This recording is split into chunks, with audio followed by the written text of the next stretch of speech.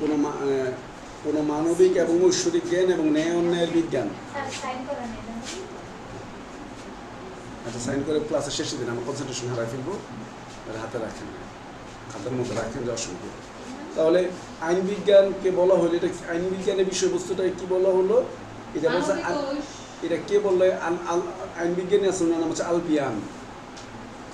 আলপিয়ান বলছেন এই উক্তিটা। উনি বলছেন যে আইন বিজ্ঞানের যে বিষয়বস্তুটা, এটা দুইটা ম্যাটারকে নিয়ে কাজ করে। একটা হচ্ছে মানবিক বিষয়গুলিকে নিয়ে কাজ করে, মানবিক এবং ঐশ্বরিক জ্ঞান নিয়ে কাজ করে। সেকেন্ডারি হচ্ছে ন্যায় অন্যায়ের বিজ্ঞান নিয়ে কাজ করে। দুইটা আমাদের প্ল্যাটফর্ম দাঁড় করে দিল। এটা কে বললো? আলপিয়ান বলল। উনি বললেন যে এই আইন বিজ্ঞানটা আছে, ওর মধ্যে মানবিকও ব্যাপার থাকবে, ঐশ্বরিকও ব্যাপার স্যাপার আছে, আবার ন্যায় অন্যায়েরও বিষয় আছে। আচ্ছা, কীরকম? এখন আমরা দেখি যে মানবিক বিষয়গুলি কীরকম। আলপিয়ান বলতেছে যে আগে যে বিভিন্ন যে ধর্ম বা ফিলোসফিক্যাল যে বইগুলো, আমাদের যে দর্শনশাস্ত্র বইগুলো ছিল, ফিলোসফিক্যাল বইগুলো, ওগুলির মধ্যে তখন মানুষ বিভিন্ন বিষয়গুলিকে সাথে সম্পৃক্ত ছিল না। বিভিন্ন বিষয়ের মধ্যে পর্যায়ক্রমে আস্তে আস্তে ইনক্লুড হয়েছে। কাজেই আস্তে আস্তে মানুষের আচার আচরণ থেকে আইনগুলি হয়ে আসছে। মানুষের মধ্যে মানবিক বিষয়গুলি থেকে আস্তে আস্তে আইন তৈরি হয়েছে। সেকেন্ডারি হচ্ছে ঐশ্বরিক বিষয় থেকে আইন আসছে। আইন বিজ্ঞান বলতেছে যে আমরা যে যার যার ধর্ম, এই যে 4000+ পৃথিবীতে আমরা ধর্ম আছি, এই ধর্মগুলি যার যার নিজস্ব আইন আছে। মুসলমানদের জন্য মুসলিম ল, হিন্দু ল, খ্রিস্টান ল, বুদ্ধিস্ট ল, জরতুষ্ট্র ল, জিসাস। এই কারণে যেহেতু এটা এক ঈশ্বর বা সৃষ্টিকর্তাকে বিশ্বাস করে পরিচালিত, এগুলো হচ্ছে ঐশ্বরিক আইন। এগুলি কোনো মনুষ্য সৃষ্ট না। হ্যাঁ, ধর্মীয় আইন মানে হচ্ছে ঐশ্বরিক আইন। এটা বলছে এই আইন বিজ্ঞান এটাকে ডিনাই করতে পারে না, কারণ কোটি কোটি মানুষ সমর্থক আছে, এদেরকে অস্বীকার করা যাচ্ছে না। ওনারা মানবেন, ঠিক আছে, মানবেন। আবার বলছে মানবিক আইন, এটার মধ্যে মানবিক বিভিন্ন বিষয়গুলি, যে ধর্মটাই তো একটা ঈশ্বর ধারণা থেকে, একটা সৃষ্টিগত ধারণা থেকে আসছে। হ্যাঁ, সৃষ্টিগত ধারণা থেকে আসছে, এই বিষয়গুলি আসছে। তাহলে বলছে এর মধ্যে মানবিক বিষয়গুলি দেখা যাবে, ঐশ্বরিক বিষয়গুলি দেখা যাবে, এবং ন্যায় অন্যায়ের সিচুয়েশনটা দেখা যাবে। একটা মানবিক বিষয়, যুদ্ধবন্দী, যুদ্ধক্ষেত্রে গিয়ে সে তার যুদ্ধবন্দী অ্যারেস্ট হয়েছে, এখন তাকে মানবিক কি সুযোগ সুবিধা দিতে হবে, কারণ সে তো কারো শত্রু না। একটা দেশের পক্ষ থেকে সে যুদ্ধ করতে আসছে, সে তো দেশের জন্য আসবেই, তার সাথে কারো ব্যক্তিগত রেশারেশি নেই। তাহলে তাকে কি দেওয়া যায়, এটা হচ্ছে মানবিক বিষয়।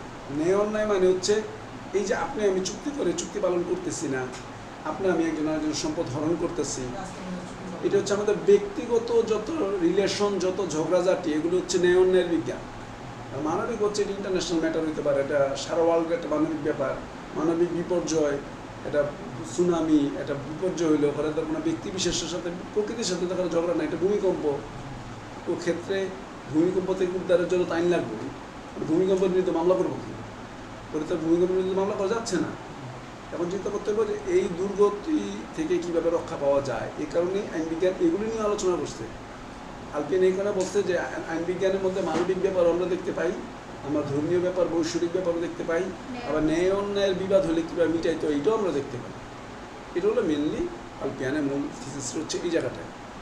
আমরা পুরো পড়াটার মধ্যে পড়লে দেখবো এই রাজনীতি, অর্থনীতি, ইতিহাস, এগুলো কথা বলা হচ্ছে। এগুলো সব হচ্ছে, কারণ কথা হলো স্যার যেই সব শব্দগুলি ব্যবহার করছে, একই সাথে দার্শনিক এবং ধর্মগুলি বলে বিবেচনা করা হতো। আইন বিজ্ঞান তাদের জ্ঞানের দ্বারা ধর্মশাস্ত্র, দর্শনশাস্ত্র অনুযায়ী সামাজিক যাবে তথ্যও লেখাগুলি লেখার এটা কঠিন ব্যাপার।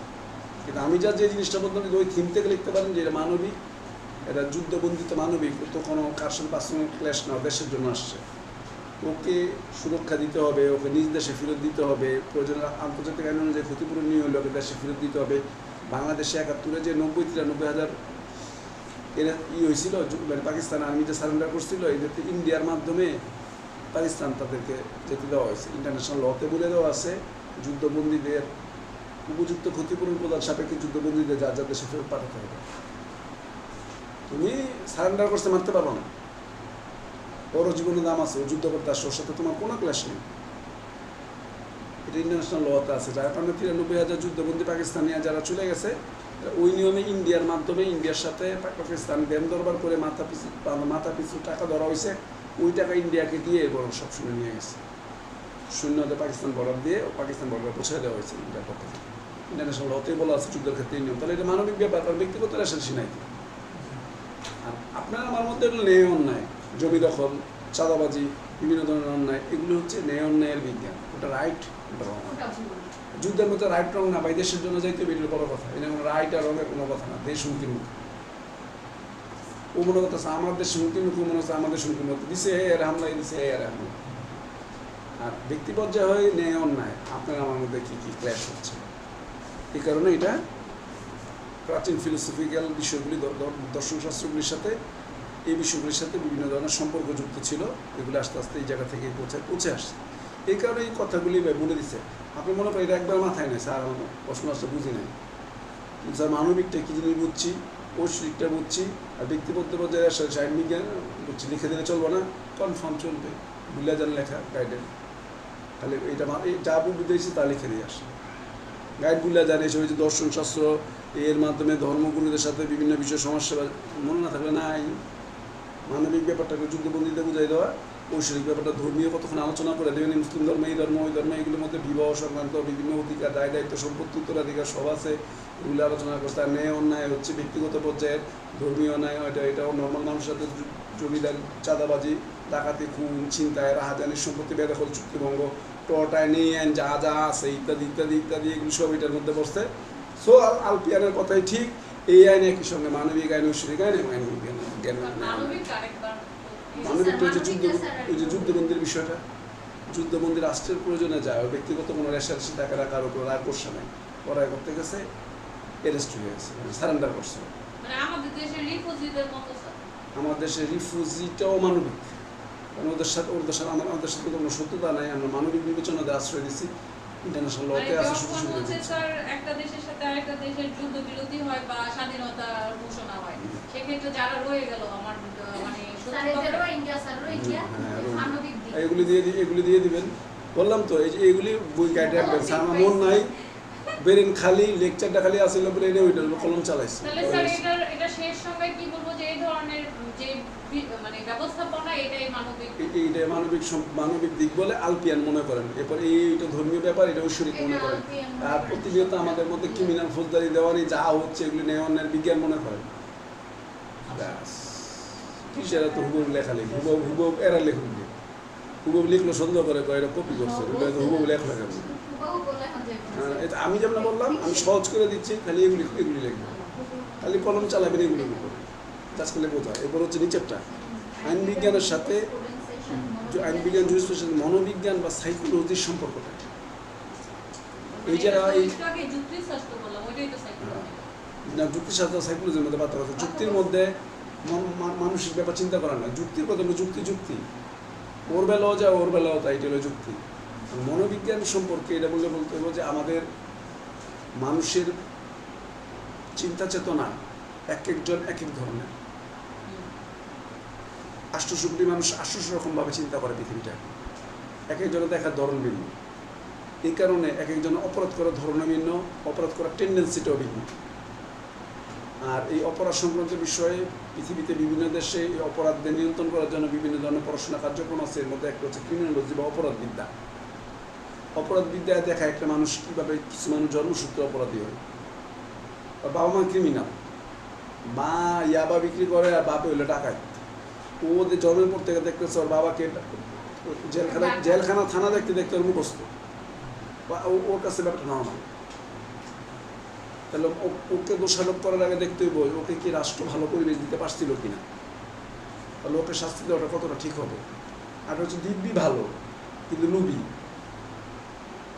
নিজের আপন ভাইকে নমিনে দিচ্ছে, গত পরশুর ঘটনা, নিজের আপন ভাইকে নমিনে দিচ্ছে সঞ্চয়পত্রে, ভাই মেরে লাগছে, ভাই নমিনে দিছে, ভাইয়ের 20 লাখ টাকা নমিনি আছে, বাইরে যদি মেরে ফেলি নমিনি তো আমি পাবো, নমিনি দিচ্ছে বাইরে মেরে ফেলছে, এই নমিনি টাকাটা পাবে। ও তো বোঝা নাই ধরা পড়বে, ধরা পড়লে কে কাজটা করতো। তার মানে হচ্ছে ক্রিমিনোলজি আমাদের বলতেছে এক এক পরিবেশ পরিমণ্ডল, এক একটা পরিস্থিতিতে এক এক ধরনের অপরাধী হয়। এই অপরাধীটা ওই যে দিবেন যে বললাম যে মানুষ বিচিত্র, মানুষের মন প্রত্যেকের আলাদা, 800 কোটি মানুষ 800 রকমভাবে চিন্তা করে। এবং অপরাধও বিভিন্ন ধরনের হয়ে থাকে, অপরাধীরা বিভিন্ন দিক থেকে বিভিন্নভাবে অপরাধের কলাকৌশল আত্মস্থ করে থাকে এবং এক এক ধরনের অপরাধ প্রবণ লোকদের এক এক ধরনের অপরাধ করতে দেখা যায়।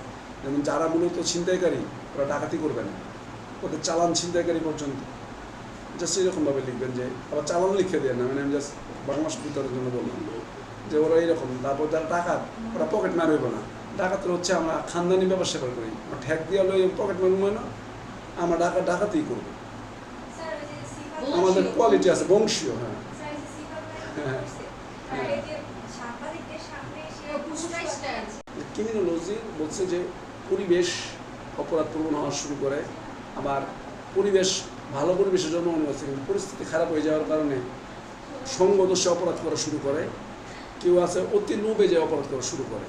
আইন বিজ্ঞান বলছে যে আমরা প্রত্যেকটা অপরাধীকে শাস্তি দেওয়ার পূর্বে তার মানসিক অবস্থাটাও যাচাই করব, সে আসলে কী ধরনের মানুষ ছিল ছোটোবেলা থেকে, তার কি পরিবেশটাই খারাপ ছিল, তাহলে তো তার তো ভালো রাষ্ট্র ভালো ব্যবস্থা করতে পারবে না।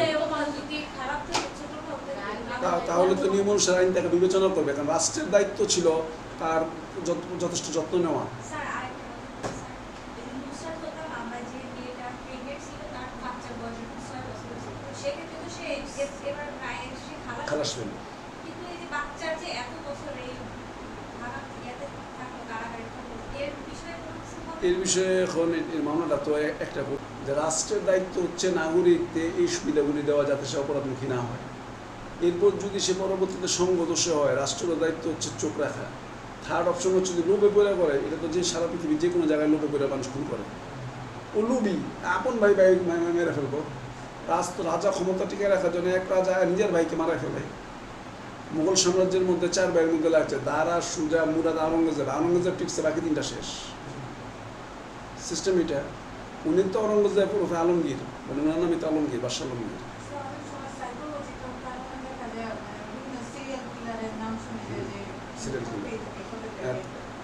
এটা এটা আইন বিজ্ঞান এটাই পর্যালোচনা করে। আইন বিজ্ঞান তাকে গিয়ে দেখে যে সে মনস্তাত্ত্বিকভাবে রুগী কিনা, তাহলে তাকে রিহ্যাবিলিটেশন সেন্টার আছে, তাকে মানসিকভাবে চিকিৎসা করে দেয়। আমি কিছুদিন আগে একটা লেখা বললাম যে আমাদের ব্রেনের মধ্যে একটা বেশ কিছু জিন আছে, বেশ কিছু কোষ আছে, কেউ যদি জন্মগতভাবে এটা যদি নষ্ট থাকে ওর মধ্যে কোনো বিবেক কাজ করবে না, ওই বিবেক কাজ করবে না, ও অবলীলায় খুন করবে, ও কোনো অপরাধের কাছে অপরাধ মনে হবে না, ব্রেনে অনুভূতিটাই নাই। স্যার এবার যে খুনটা করলো কিন্তু